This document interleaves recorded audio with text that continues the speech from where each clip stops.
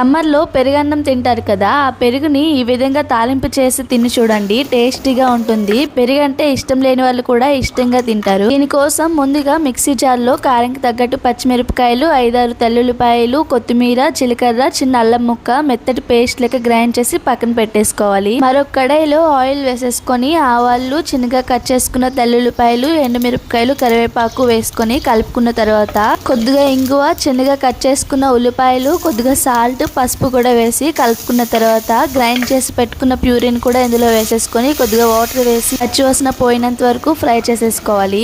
మరొక గిన్నెలో 1 కప్పు వరకు పెరుగు వేసేసుకొని 1 కప్పు పెరుగుకి 1 కప్పు వాటర్ కూడా వేసేసుకొని పైన నురుగొచ్చినంత వరకు బీట్ చేసి చల్లార్చుకున్న తాలింపులో వేసేసుకొని కలుపుకుంటే మజ్జిగ చారు రెడీ అయిపోతుంది. చాలా సింపుల్ గా చేసేసుకోవచ్చు. టేస్ట్ అయితే ఎక్సలెంట్ గా ఉంటుంది. మీరు కూడా ట్రై చేసి ఎలా వచ్చిందో కామెంట్ చేయండి. ఇలాంటి మరెన్నో వీడియోస్ కోసం మా ఛానల్ ని సబ్స్క్రైబ్ చేసుకోండి.